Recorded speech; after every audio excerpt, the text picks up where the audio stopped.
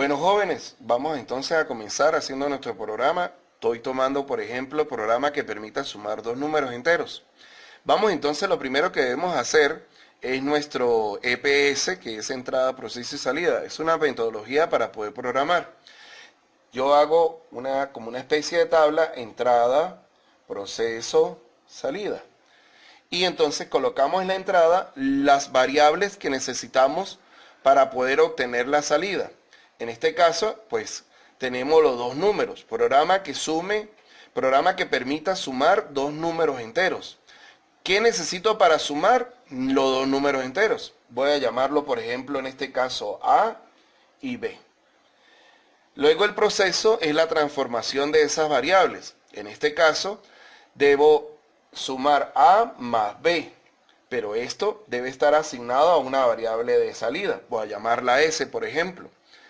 Entonces, ya la variable de salida y yo transformando, usando esta pequeña fórmula que puede satisfacer a lo que nos están pidiendo en el enunciado, entonces la salida en este caso viene a ser S.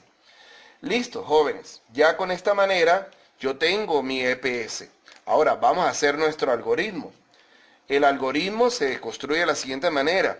Recuerden que los algoritmos no hay una regla como tal. Si ustedes consultan en libros, en guías, en tutoriales, podrán encontrarse de que todos tienen una manera de hacerlo diferente. No hay norma, porque es nuestro lenguaje. Por eso se llama pseudocódigo. En mi caso, yo lo hago de la siguiente manera. Es mi manera de hacerlo. Pues yo coloco inicio, luego inicio, entonces declaro las variables, en este caso, todas las variables de entrada y salida y le pongo su respectiva naturaleza. En este caso, la naturaleza de mis tres variables son enteras, porque van a almacenar números enteros. Estas tres variables son de tipo entero. Si fuera a almacenar, por ejemplo, palabras o letras, un conjunto de letras, eso sería cadena. Si voy a manejar una sola letra o un solo carácter, pues eso es de tipo carácter. Si voy a manejar números con decimales, eso es real. Si la naturaleza de mi variable es de tipo booleano, es decir, verdadero o falso, entonces en este caso es de tipo booleano, etcétera, etcétera. Yo creo que esas son las más importantes. Una vez que declaro las variables, puedo inicializar variables. Esto es opcional, jóvenes. Pero en este caso, las variables que se inicializan son siempre las variables de salida. Y se inicializan en cero. Es como dejando que una cesta esté vacía para agregar o guardar cosas. Es para que no haya ningún otro dato allí. Luego sí, comenzamos con la palabra escriba. Y entre paréntesis coloco ingrese o introduzca, o como usted quiera, introduzca el primer número.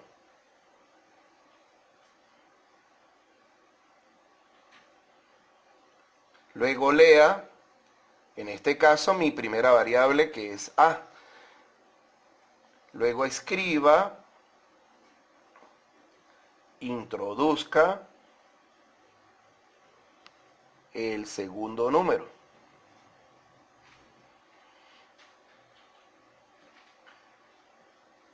Luego lea B.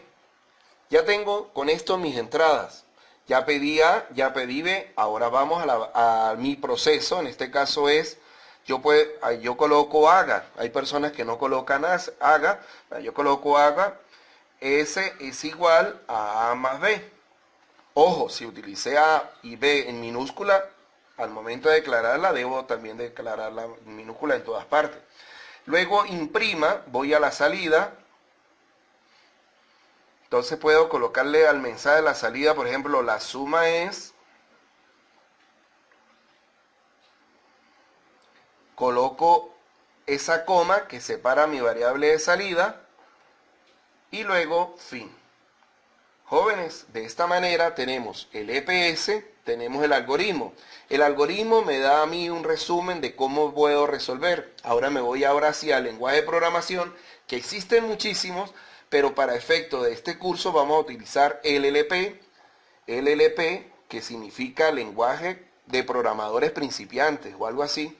De esta manera podemos entender y programar las computadoras para que obedezcan órdenes e instrucciones que nosotros le damos. Bueno, vámonos ahora a pasar a LLP y programemos entonces.